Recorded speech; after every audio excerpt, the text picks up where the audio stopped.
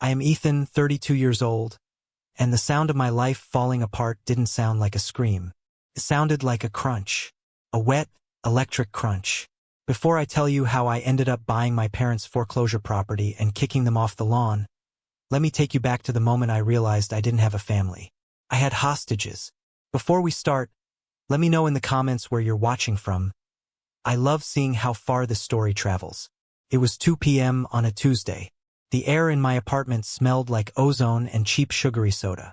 I stood in the doorway of my bedroom, my hand frozen on the doorknob. My brother, Lucas, 29 years old but perpetually stuck in a teenage mindset, stood over my desk. In his hand, he held a metal baseball bat, a souvenir from a game he barely watched. On my desk, my custom-built PC tower, a machine I had spent 3 years saving for, lay on its side. The tempered glass panel was shattered, a spiderweb of cracks obscuring the expensive components inside. But that wasn't the worst part. Sticky, neon green Mountain Dew was dripping from the top ventilation grate, sizzling as it hit the motherboard. "Oops," Lucas said. He didn't look sorry. He looked satisfied. He tossed the bat onto my bed like he'd just hit a home run. Slipped. My knees felt weak. It wasn't just a computer. Inside that hard drive was my master's thesis in landscape architecture. 6 months of sleepless nights. Hundreds of intricate CAD drawings. The 3D renderings for the Sterling competition. My one shot at a job that paid a real salary. My one ticket out of this suffocating poverty. "Why?" I whispered. My voice sounded foreign, like it was coming from underwater. Lucas shrugged, wiping his sticky hands on his jeans. "You wouldn't drive me to the mall. I told you I had a date with Chloe. You said you were busy. Well, now you're not busy." He smiled, a cold, predatory smile that I had seen 1,000 times growing up. I walked forward, my boots crunching on the glass shards. I reached out to touch the monitor. It was bent at a 45-degree angle. Dead. Everything was dead. "What is going on in here?" My mother's voice drifted in from the hallway. She and Dad had let themselves in with the emergency key I gave them for emergencies. Apparently, Lucas needing a ride was an emergency. Mom walked in, saw the wreckage, and stopped. She looked at the ruined computer, then at Lucas, then at me. I waited for the scream. I waited for her to grab Lucas by the ear. I waited for justice. Instead, she sighed. She actually rolled her eyes. "Oh, Ethan," she said, her voice dripping with exhaustion. "Don't look so tragic. It's just a toy." "A toy?" I choked out. "Mom, that machine cost $3,000. My thesis is on there. My graduation depends on this." Dad squeezed into the room behind her. He chuckled, a low, rumbling sound that used to make me feel safe but now made my skin crawl. $3,000 for a video game box? See, Linda? I told you he wastes his money. If he saved for a house or a college fund for his future kids instead of playing games, he wouldn't be crying right now. "It's for work, Dad," I said, my voice rising. "I am an architect. I draw buildings. I need this." "You draw pretty pictures," Lucas corrected, grabbing a bag of chips from my shelf and popping it open. "I'm the one with the business ideas. By the way, Mom, did you transfer that money for the crypto investment? I need to buy the dip." Mom beamed at him, her face transforming from annoyance to adoration in a split second. "I did, honey. Just be careful, okay? We believe in you." I stared at them. It was like I was invisible. My livelihood was smoking on the desk, destroyed by a 29-year-old toddler, and they were discussing crypto investments. "He broke it on purpose," I said, cutting through their chatter. "He poured soda on it because I wouldn't be his chauffeur." Mom waved a hand dismissively. "He said it slipped, Ethan. Why do you always assume the worst of your brother? You've been jealous of him since you were kids. It's ugly." "Jealous?" I pointed a trembling finger at the wreckage. "He just committed a crime. This is destruction of property." "Oh, stop being so dramatic," Mom snapped, her voice sharp now. "You're tearing this family apart over a piece of metal. Family comes first, Ethan. Always. Dad clapped a heavy hand on my shoulder. Felt like a clamp. Tell you what, we'll buy you a notebook. A nice paper one. Maybe you should have printed your homework out like people used to do. Builds character. Lucas snorted, spraying chip crumbs. Maybe next time. Don't act like you're the only one who matters, bro. Something inside me snapped. But it wasn't a loud snap. It was quiet. It was the sound of a cable being cut, severing the power to a machine. I looked at them. Really looked at them. I saw Mom, clutching her purse, eyes only for Lucas. I saw Dad, bloated with ego, refusing to understand anything that didn't involve manual labor or sports. I saw Lucas, smirking, secure in the knowledge that he could burn my house down and they would blame me for having flammable curtains. I realized then that I didn't have parents. I had Lucas's fan club, and I was just the janitor they kept around to clean up the mess. The rage that had been boiling in my chest suddenly cooled into ice. "Get out," I said. The room went silent. "Excuse me?" Mom looked offended. "We came to visit you. We brought you... Well, we were going to bring lasagna, but we forgot it. Get out." I repeated, my voice steady, devoid of emotion. "Leave my key on the counter. Get out of my apartment. Now." "You're kicking your mother out?" Dad stepped forward, puffing out his chest. "Over a computer? After everything we've done for you?" "You haven't done anything for me," I said, holding eye contact. "You paid for Lucas's car. You paid for his 3 failed college attempts. I worked 3 jobs to pay my tuition. I built this computer with money I made scrubbing dishes. And now he destroyed it. If you don't leave in 30 seconds, I'm calling the police and pressing charges for vandalism." Lucas's smile faltered. "You wouldn't. Mom. Tell him he wouldn't." Mom looked at my face. She saw something there she hadn't seen before. Maybe she saw the stranger I had become. "Fine," she spat. "If you want to choose a machine over your own flesh and blood, go ahead. But don't expect us to come crying when you're lonely." She slammed the key onto the kitchen counter. "Come on, Lucas. Your brother is having a tantrum." They shuffled out. Dad muttered something about ungrateful generation. Lucas shot me one last glare, but there was fear in it. Good. The door slammed shut. The silence that followed was deafening. I sank to the floor, leaning my back against the wall. The smell of burnt electronics was overpowering. I put my head in my hands. I wanted to scream. I wanted to punch the wall. But I didn't have the energy. My thesis was due in 7 days. My backup drive was... Wait, I scrambled to my knees. I crawled under the desk, pushing aside the sticky cables. I had a failsafe. I always had a failsafe. A small, ruggedized USB drive that I kept velcroed to the underside of the desk frame, hidden from view. My hands shook as I felt for it. Plastic. Cool, hard plastic. I ripped it off the velcro. It was dry. Thank God. But then, as I held it in my palm, I saw something else under the desk. A crumpled piece of paper. It wasn't mine. It was a receipt. I smoothed it out. It was a pawn shop receipt from Downtown Gold and Pawn. Dated yesterday. Item: Western Digital 4 terabytes external hard drive. Pawner, Lucas Miller. My blood ran cold. That wasn't just any hard drive. That was my primary backup. The one I kept in the drawer. He didn't just smash my computer today. He had stolen my backup yesterday. The accident wasn't an accident. He broke the PC to hide the fact that the backup drive was missing. He needed money, probably for his crypto scam or gambling, and he sold my work for... I looked at the receipt. $40. He sold my future for $40.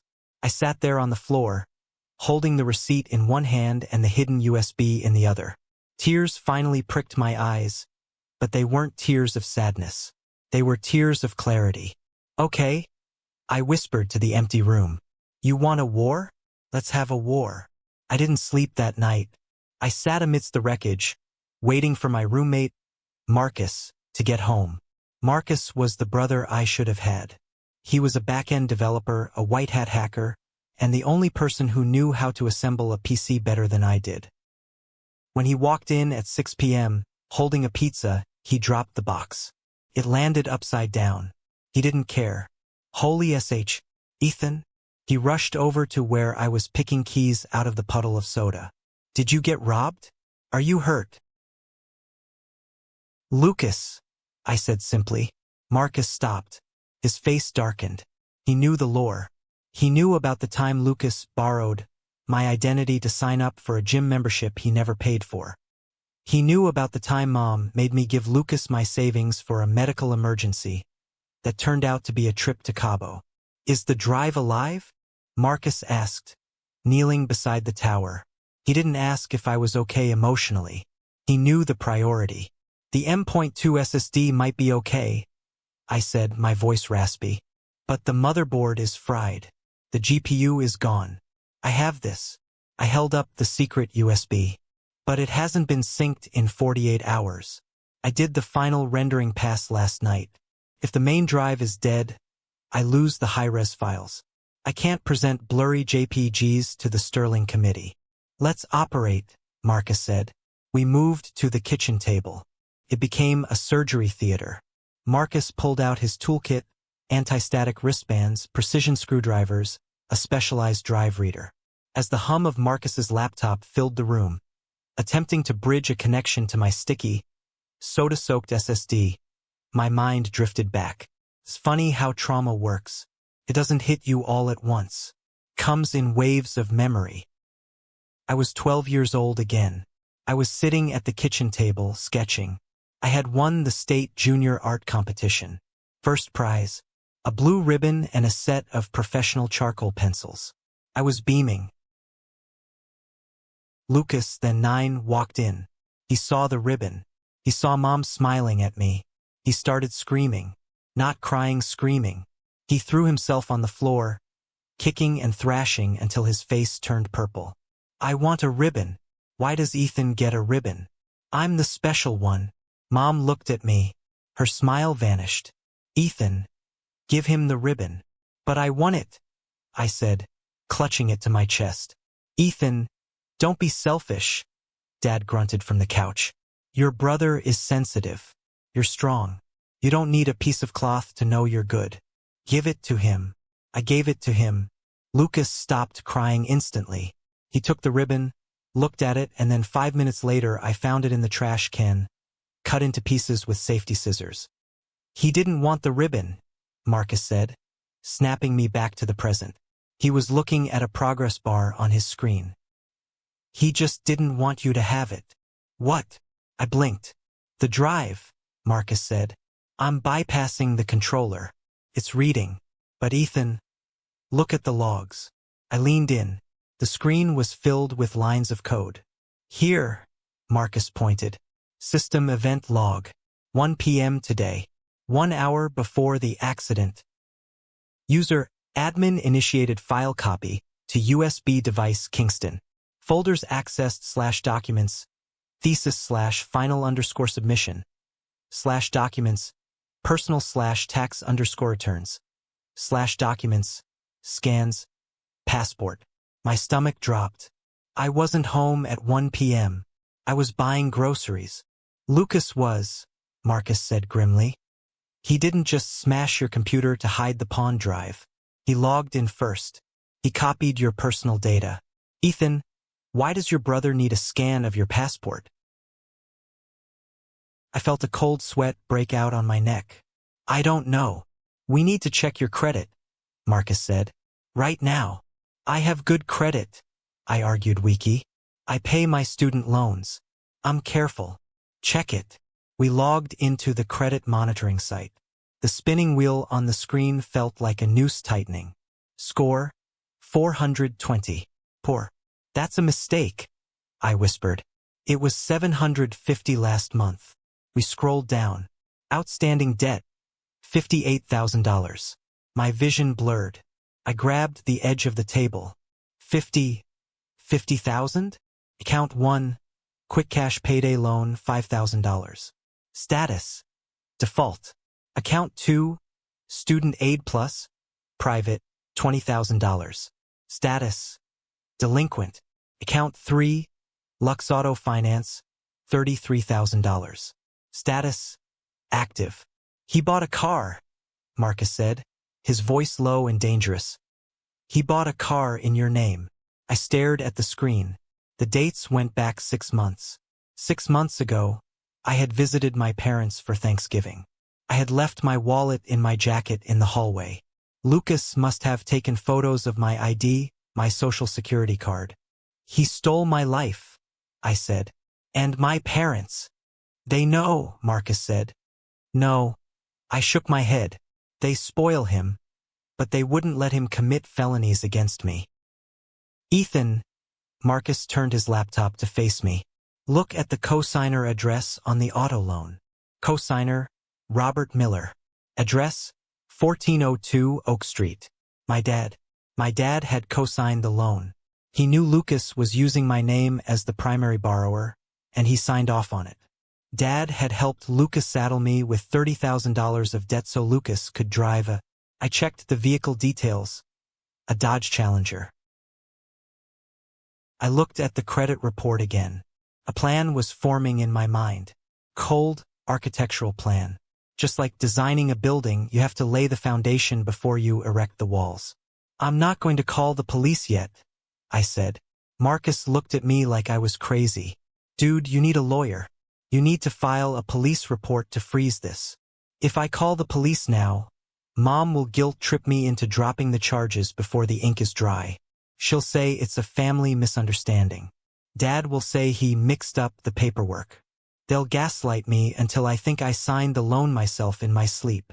I picked up the pawn shop receipt. I need them to admit it, I said. I need undeniable proof. I need to catch them when they feel safe, when they're laughing. So what's the plan? Part 1. Finish the thesis. Win the Sterling job. Get the salary. Part 2. Burn them to the ground. The next 72 hours were a blur of caffeine, eye drops, and glowing screens. I practically lived in the university computer lab. I smelled like stale coffee and desperation. While my classmates were polishing their speeches, I was rebuilding my entire project from scratch. I had to retexture every surface of my urban oasis design, every blade of grass, every reflection in the glass windows. But while my right hand was clicking the mouse, my left hand was texting Aunt Sarah. Aunt Sarah was Mom's younger sister, the black sheep before I took the title. She drank too much Chardonnay and had a loose tongue, especially when she was complaining about my mother's perfect life. Me. Hey Aunt Sarah, weird question. Did Mom mention anything about a college fund for me? I'm filling out some forms. Sarah, 20 minutes later. Oh honey, you know about that? I told Linda she should tell you. My heart hammered against my ribs. Me. Tell me what? Sarah, your grandma left you and Lucas $20,000 each when she passed. For education. Your mom said she was managing it for you. Managing it. I never saw a dime. I took out student loans with 6% interest while my mother was sitting on 20 grand of my inheritance? Me. Did she spend it? Sarah, well, you know Lucas had that trouble with the gambling website last year. And the lawyer fees for that DUI. Linda said you were smart, you'd get scholarships. She said Lucas needed a safety net. A safety net. They used my inheritance to pay for Lucas's lawyer when he drove drunk. And they didn't even tell me. I screenshotted the texts. Evidence number 1. I went back to the freelance design website Marcus had found, the one in Lucas's browser history. I found the profile lucadesign_king. It was active. I scrolled through the portfolio. It was my portfolio, my first-year sketches, my sophomore rendering of a bridge, even a logo I designed for a friend's bakery. Lucas was selling my work as his own. He had 4-star reviews. Great work, very fast, said one client. Wait, said another recent review. This design looks exactly like a project featured in Architecture Digest last month. Is this original? Lucas replied, yes, they copied me. I laughed. A dry, humorless laugh. He was so delusional he believed his own lies. I downloaded the entire profile history. Evidence number 2. Then came the hardest part. The bank. I took an hour break from the lab and walked to the local branch of the bank where the Lux Auto loan was held. I wore my best blazer over my t-shirt to look professional. I'd like to dispute a signature, I told the branch manager, a stern woman named Mrs. Higgins. Mr. Miller, looking at the file here, this loan was notarized, she said, peering over her glasses. Notarized? I frowned. I wasn't there. It says here, witnessed by Linda Miller, Notary Public. My mother was a notary. Her commission had expired years ago, but she still had the stamp. She had notarized a forged signature. That wasn't just fraud. That was a felony abuse of office. Can I get a copy of that document? I asked, keeping my voice steady. I can print it for your records, yes? When she handed me the paper, I looked at the signature. It was a shaky attempt at my autograph. It looked nothing like mine. And right next to it, the stamp, Linda Miller, Notary Public. I walked out of the bank with the paper burning a hole in my pocket. Evidence number 3. I had enough to send them all to jail. Mom for notary fraud. Dad for fraud complicity. Lucas for identity theft and grand larceny. But I needed one last thing. I needed them to confirm the motive. I needed to know why they hated me so much. Friday arrived. Thesis defense day. I stood in the auditorium. My suit hung loose on my frame because I hadn't eaten a real meal in 4 days. My eyes were red. Professor Holloway sat in the front row, arms crossed. Beside him sat Mr. Sterling, the CEO of Sterling and Partners. The man who could change my life. Begin, Holloway said. I didn't look at my notes. I looked at the screen where my rendered video began to play. The urban oasis came to life. Trees swayed in the wind. Sunlight filtered through the glass canopy. It was beautiful. It was better than the original. The rage had given me focus. I spoke for 20 minutes. I talked about how architecture isn't just about buildings. It's about creating safe spaces. Spaces where people can't be hurt. Spaces that protect you. When I finished, there was silence. Mr. Sterling leaned forward. The lighting in the atrium. How did you achieve that balance? I calculated the solar angle for the winter solstice, I said. I wanted the light to reach the basement levels, so no one is left in the dark. Sterling smiled. Impressive. Most students focus on the penthouse. You focused on the foundation. I got an A, and I got the job offer. Start Monday, Sterling said, shaking my hand. Junior associate. Salary starts at $85,000, plus benefits. $85,000. It was more money than my father had ever made in a year.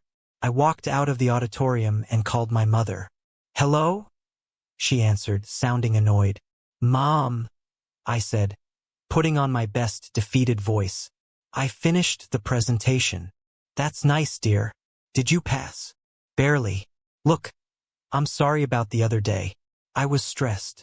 I told you, she said, her voice softening into that sickeningly sweet tone she used when she won. You're always so high-strung. We forgive you, Ethan. We're family. I want to make it up to you, I lied. I'm coming over for Lucas's birthday dinner tonight. I have a gift. Oh, that's wonderful. Dad will be so happy. We're having steak. Don't be late. I hung up. I checked my pocket. The small digital voice recorder I had bought from the spy shop was fully charged. Time to go into the lion's den. The house I grew up in looked the same as always. The lawn was perfectly manicured, Dad's obsession. The blinds were drawn tight, Mom's paranoia. I pulled into the driveway. My old sedan looked like a piece of junk next to the shiny black Dodge Challenger parked in the garage. My car, legally speaking. I took a deep breath, clicked the recorder in my pocket to on, and walked to the front door. Happy birthday! I forced a smile as Mom opened the door. She hugged me, felt like hugging a mannequin. I'm so glad you came to your senses, Ethan. Lucas was really hurt by what you said. I know. I'm sorry. I walked into the dining room. Lucas was sitting at the head of the table drinking a beer. Dad was carving a massive steak. Look who crawled back, Lucas smirked. Fix your computer yet? Working on it, I said, sitting in my usual spot, the rickety chair near the kitchen door. So, Dad pointed the knife at me. Mom says you apologized. Good man. Takes a big man to admit he was crying over nothing. Yeah, I said. I pulled a small wrapped box from my pocket. Here, Lucas. Happy 30th. Lucas tore it open. It was a leather wallet. Cheap. From Walmart. He looked at it with disdain. A wallet? Seriously? It's empty. I'm broke, Lucas, I said, leaning in. This was the bait. Actually, that's what I wanted to talk about. The computer repair is costing me a fortune. And I keep getting these calls from debt collectors. Do you know anything about that? The room went still. Dad stopped carving. Mom froze with the salad bowl. Lucas laughed nervously. Debt collectors? Probably spam calls. I get them all the time. They mentioned a car. I pressed. A Dodge Challenger. Nice car out front, by the way. Whose name is that in? It's mine, Lucas snapped. I bought it with my crypto gains. Really? I looked at Dad. Because the bank says you co-signed it, Dad. But the primary name is Ethan Miller. Dad slammed the knife down. Listen here, boy. We did what we had to do. Lucas needed a car for his image. You know how important appearances are in business. Your credit was just sitting there, not being used. So you admit it? I asked, keeping my voice calm. You used my name? We didn't use it, Mom interjected, pouring wine rapidly. We borrowed it. We're a family, Ethan. What's yours is ours. When Lucas hits it big, he'll pay off the loan. You won't even notice. And the $20,000 from Grandma? I asked. Mom dropped the wine bottle. It didn't break, but red wine splashed onto the white tablecloth like blood. Who told you that? She hissed. Sarah? That drunk witch. You spent my inheritance on his DUI lawyers? He could have gone to jail. Mom shouted, tears instantly appearing in her eyes. My baby could have gone to prison. You were safe in college, getting good grades. He needed help. Why are you so selfish? Why do you count every penny? Because it's my money. It's our money, Dad roared, standing up. I raised you. I fed you. You owe us everything. If we need to use your name to help your brother get on his feet, that is our right as parents. And if I go to the police? I asked quietly. Lucas laughed. You won't. You don't have the guts. Besides, who are they going to believe? You? Or Mom, the notary public, and Dad, the respected union foreman? It's your word against ours. And we have the paperwork. Right? I said. I stood up. You have the paperwork. Where are you going? Mom asked. Sit down. Eat your steak. I'm not hungry, I said. I just needed to hear you say it. Say what? Lucas frowned. That I'm just an asset to you, not a son. Oh, stop the drama. Mom waved her hand. Sit down, Ethan. Don't ruin the birthday. Goodbye, Mom. Goodbye, Dad. Enjoy the car, Lucas. While you can. I walked out. I didn't look back. I got into my car, drove 2 blocks away, and pulled over. My hands were shaking so hard I couldn't hold the steering wheel. I pulled the recorder out of my pocket. I pressed stop and then play. It's our money.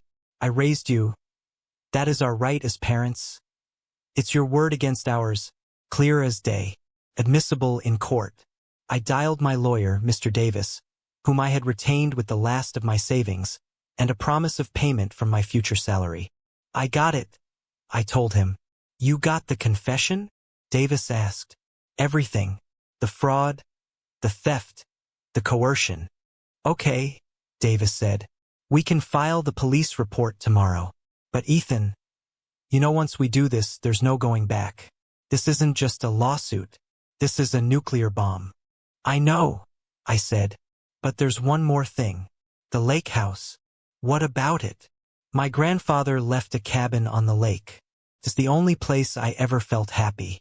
Mom and Dad are listed as executors, but the deed was supposed to transfer to me and Lucas when I turned 25. They never transferred it.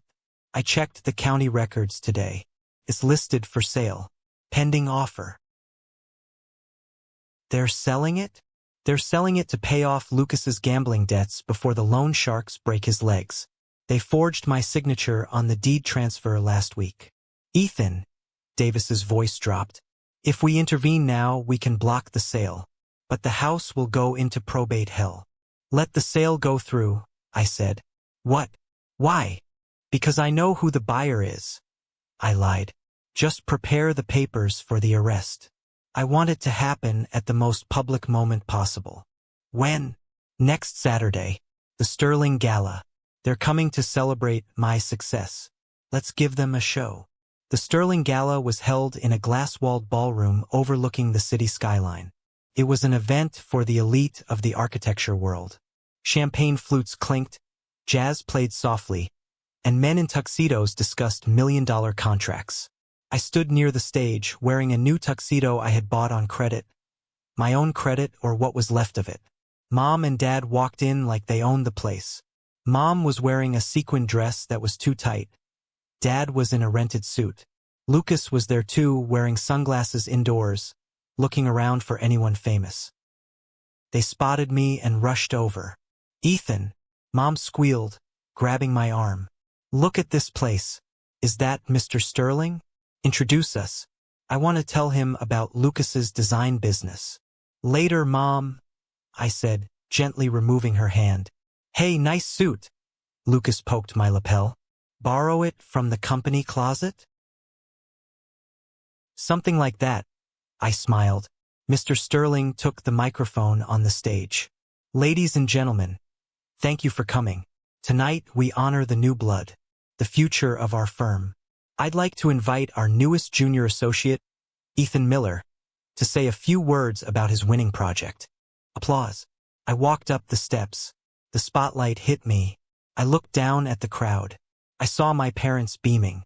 They weren't proud of me. They were proud of the access I provided. They were already calculating how to monetize this. Ethan got a promotion. That means he can co-sign a bigger loan. I adjusted the microphone. Thank you, Mr. Sterling, I said. My voice echoed through the hall. Architecture is about structure. It's about ensuring that the foundation can hold the weight of the building.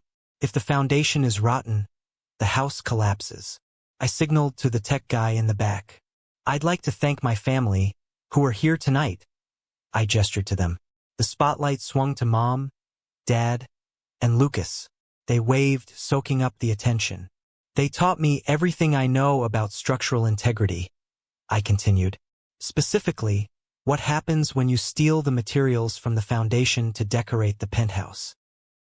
Mom's smile faltered slightly. My brother Lucas, I said. Please stand up. Lucas stood up, confused but grinning. Lucas is such a dedicated entrepreneur that he started a business using my portfolio, I said. And he bought a brand new Dodge Challenger to celebrate. On the giant screen behind me, instead of my building designs, a document appeared. It was the Luxauto loan agreement. Zoomed in on the signature. The crowd murmured. Wait, that's not right, Dad said loudly, standing up. Ethan, what are you doing? And my mother, I pointed to her. A notary public. She loves her job so much. She notarized this signature herself, even though I was in a different state when it was signed. The screen changed. The notarized forgery appeared. Ethan, Mom shrieked. Stop this. You're drunk.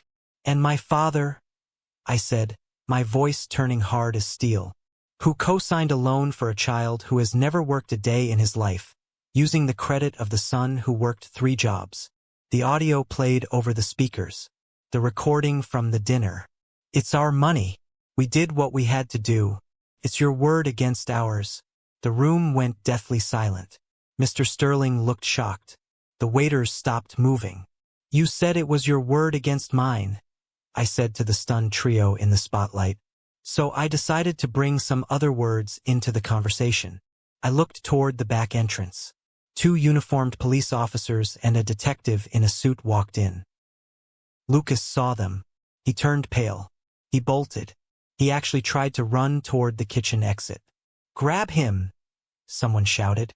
Security guards intercepted Lucas before he made it 10 feet. He flailed, knocking over a tray of champagne. "Get off me!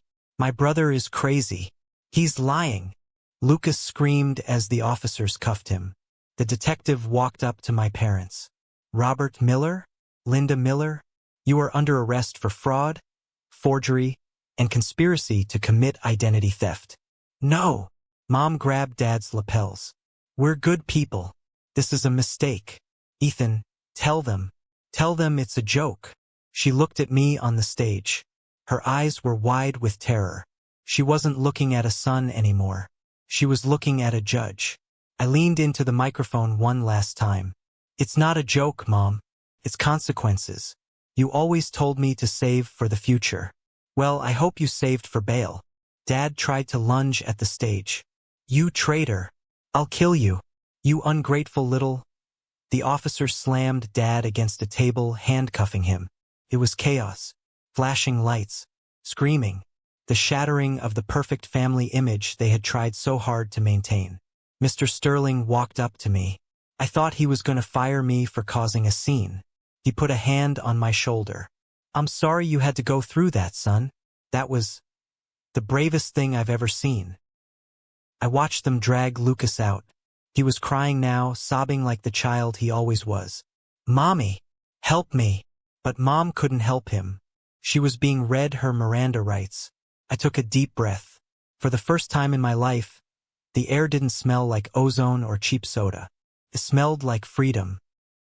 The next morning, my phone had 47 missed calls. Not from my parents, they were in a holding cell, their phones confiscated. From aunts, uncles, cousins. People I hadn't seen in years. "Uncle Bob, Ethan, how could you? Your mother is in jail. Drop the charges. Cousin Jenny, Lucas says you framed him. This is evil." I didn't answer. I blocked them all. One by one. Delete. Block. Delete. Block. It was therapeutic. I went to the police station to give my formal statement. I saw them in the holding area. They looked small. Without their house, without their pretenses, they were just 2 bitter old people and a scared man-child. The detective let me speak to them through the glass. "Ethan," Mom pressed her hand to the glass. She looked aged 10 years overnight. No makeup, hair messy, wearing a gray jumpsuit that washed out her complexion. "Please, the bail is set at $100,000. We don't have that kind of money. We'll lose the house." "You already lost the house," I said calmly. "The bank is foreclosing on the main house because you took out a second mortgage to pay for Lucas's crypto losses. I saw the paperwork in the discovery file." "We can fix this," Dad said, his voice gruff but shaking. He looked defeated, the bravado gone. "Just tell them you gave us permission. Say it was a misunderstanding. We'll pay you back." "I swear." "With what?" I asked. "You have nothing. You drained my college fund. You ruined my credit. You stole my work." "We're your parents," Mom sobbed. "Doesn't that mean anything?" "It means you were supposed to protect me," I said. "Not eat me alive to feed him." I looked at Lucas. He was sitting in the corner of the cell, head in his hands. He wouldn't even look at me. "I have a deal," I said. They looked up, hope flickering in their eyes. "I won't object to a plea deal for lighter sentencing," I said. "Use a public defender. Don't waste money you don't have on a private lawyer. If you plead guilty, you might get probation instead of prison time for the fraud charges." "But Lucas," I looked at my brother. "Lucas is going away. Identity theft on this scale, plus the grand larceny. He's doing time." "No," Mom wailed. "Not Lucas. It's the only offer," I said. "And in exchange, you sign over the lake house to me." "The lake house?" Dad blinked. "We sold that to a private investor. The deal closes next week." "The private investor is an LLC called Phoenix Architecture," I said. "That's me. I'm the buyer." They stared at me. I bought it with the signing bonus from Sterling and a loan against my future salary. You were selling Grandpa's legacy to pay a bookie. I bought it back. You tricked us? Dad whispered. I outsmarted you, I corrected. Sign the deed transfer confirming the sale, plead guilty, and I won't push for maximum sentencing for you too. Refuse, and I will testify at the trial and make sure you both die in prison. It was cold. It was cruel. It was exactly what they taught me to be. They signed. They pled guilty 2 weeks later. Mom and Dad got 5 years probation and a massive fine. They lost their notary license and their reputation in the community. Lucas got 3 years in state prison. I didn't go to the sentencing. I was busy. I was moving into my new office at Sterling and Partners. The silence that followed was the most beautiful sound I had ever heard. No more demands for money. No more insults disguised as jokes. No more watching my brother get the gold while I got the garbage. I changed my number. I moved to a new apartment in the city, a high-rise with security that wouldn't let anyone up without my permission. But the story doesn't end there, because 5 years later they tried to come back. And that is where the real poetic justice happens. That poetic justice didn't happen overnight. Took 5 years. 5 years is a long time. In architecture, 5 years is enough to take a skyscraper from a hole in the ground to a gleaming tower of glass and steel. For me, it was enough time to rebuild a human being. I didn't just survive. I thrived. With the toxic weight of my family cut loose, I shot up like a tree that finally found sunlight. I became the youngest senior partner in Sterling's history. My salary didn't just double. It tripled. I wasn't eating ramen anymore. I was dining with city planners and mayors, designing sustainable housing projects that changed skylines. But while I was building my empire, I was quietly constructing something else. The lake house. It was my grandfather's legacy. The place my parents had tried to sell to pay off a gambling debt. When I took ownership, the place was a wreck. Rotting wood, a leaking roof, overgrown weeds choking out the garden. It looked exactly like my family. Broken and neglected on the inside while trying to keep up appearances on the outside. I spent every weekend there for 3 years. I didn't hire a big crew. I did a lot of the work myself. There is something healing about tearing down rotten drywall with your own hands. Every swing of the sledgehammer felt like I was breaking another chain. I replaced the foundation. I opened up the walls to let the light in. I turned the dark, musty basement into a bright, modern studio. I wasn't just renovating a house. I was exorcising ghosts. Meanwhile, I kept tabs on them. I admit it. I hired a private investigator once a year just to see the report. Call it morbid curiosity, or maybe just vigilance. You don't take your eyes off a predator just because they're in a cage. The reports were grim. My parents, Robert and Linda, had lost the main house to foreclosure just as I predicted. The bank took everything. They were living in a 2-bedroom rental in a bad part of town, surviving on Social Security and Dad's reduced pension. They had become pariahs in their church and social clubs. Fraud has a way of making you unpopular at potlucks. And Lucas, my golden child brother, he served 2 years. He got out on parole for good behavior, which probably means he manipulated the parole board the same way he manipulated Mom. But the world outside wasn't as forgiving as our parents. With a felony record for grand larceny and identity theft, no one would hire him. The genius entrepreneur was now working under the table at a car wash, scrubbing mud off tires. I thought that was enough. I thought seeing them reduced to consequences was the end of it. But narcissists are like weeds. Unless you pull the root, they always try to grow back. It was the 4th of July weekend, the grand opening of the lake house. I hadn't just renovated it for myself. I had a bigger plan, one that I hadn't told anyone except my lawyer and my new fiancée, Elena. Elena was everything they weren't. She was kind, fierce, and fiercely independent. She knew the whole story. She didn't pity me. She respected the scars. We were on the new wraparound porch watching the sun hit the water. The air smelled of pine and barbecue. I was flipping burgers, laughing at something Elena said. A few friends from the firm were down by the dock. It was perfect. Then, a car crunched up the gravel driveway. It wasn't a guest. It was a rusted-out sedan that sounded like it was dying. The bumper was held on with duct tape. My stomach tightened. I knew that car. Or rather, I knew the people inside it. The doors opened. Dad got out first.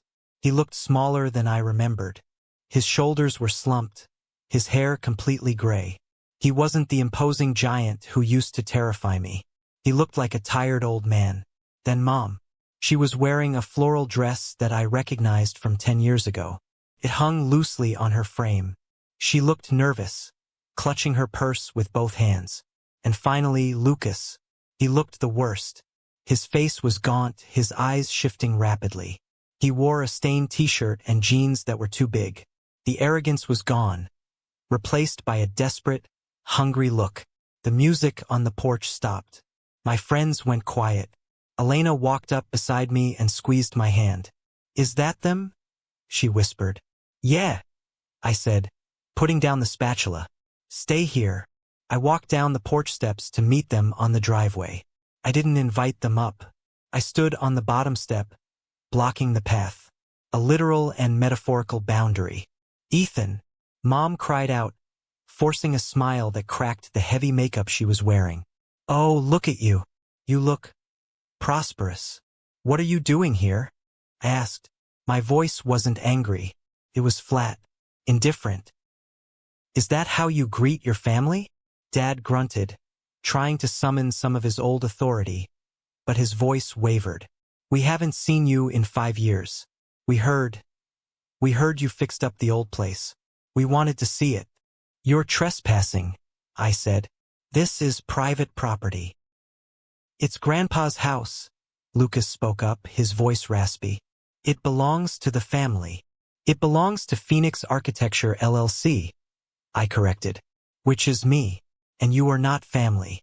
You are the people who tried to sell this place to pay a bookie." Mom took a step forward, tears welling up in her eyes.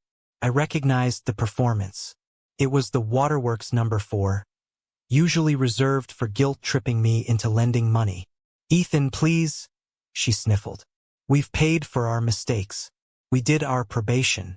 Lucas did his time. We've suffered enough. Look at us.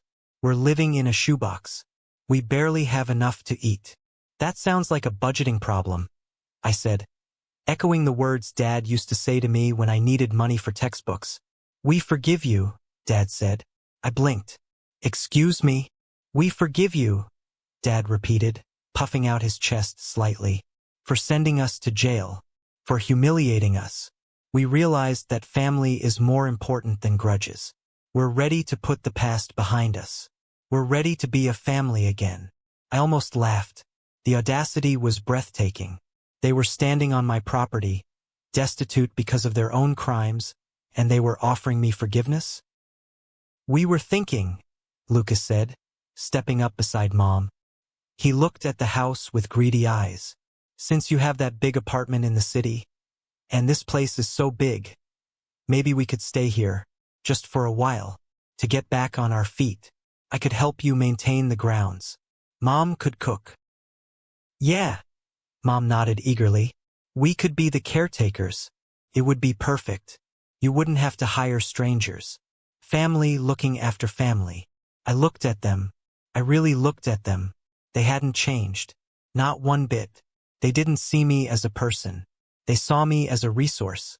They saw a house they could leech off of. They thought that just because enough time had passed, I would revert to being the scapegoat. They thought they could just walk back in and infest my life again. "You want to live here?" I asked. "It would help us so much, son," Dad said. "And it would help you heal, too, to have your parents back."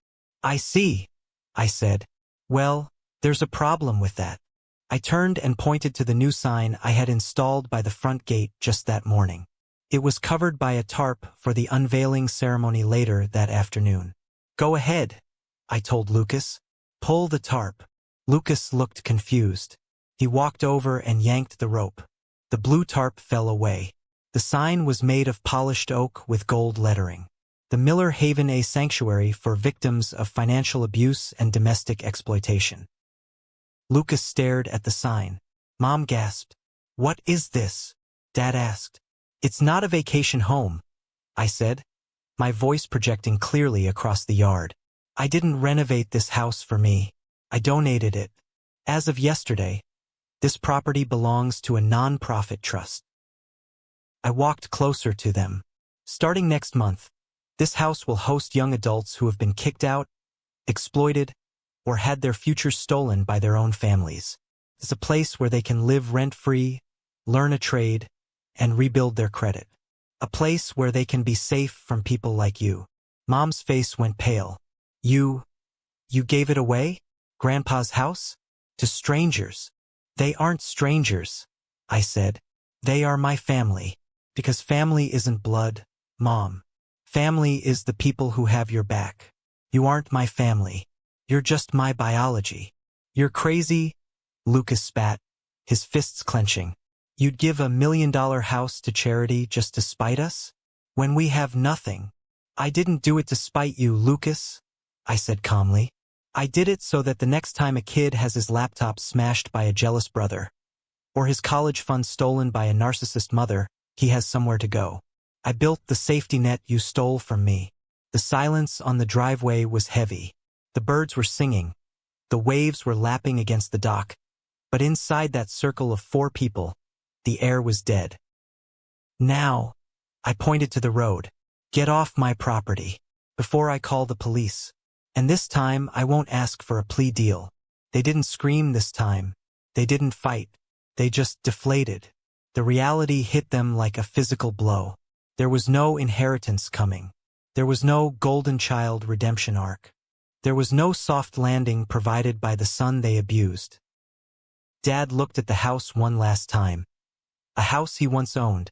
A house he lost. A house that was now a fortress against men like him. He spat on the ground, but it was a weak gesture. He turned and shuffled back to the rusted car. Mom looked at me. For a second, I thought she might apologize. For real this time. You're a cruel man, Ethan, she whispered. God will judge you. I'm counting on it, I replied. Lucas didn't say anything. He just looked at me with pure, unadulterated hatred.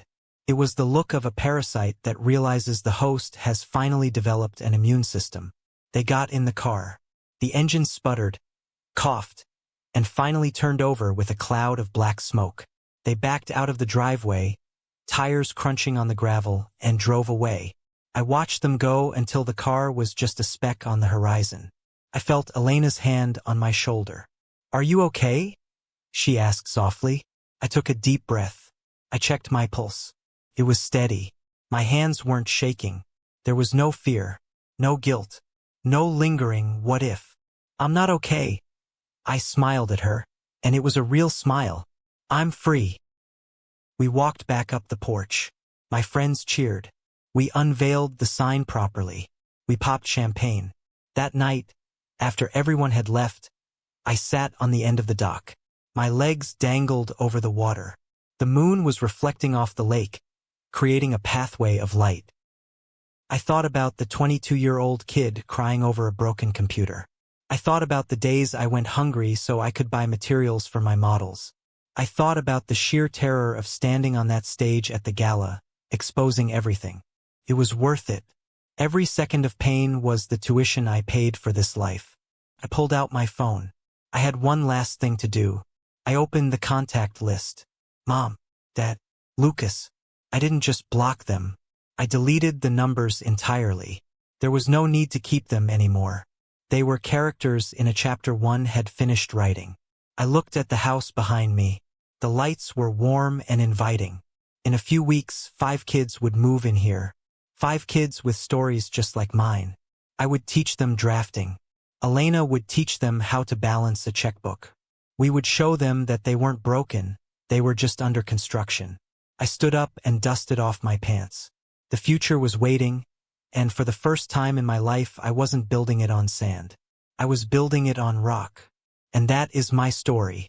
If this story resonated with you, please subscribe and turn on notifications. Share this with someone who needs to hear it.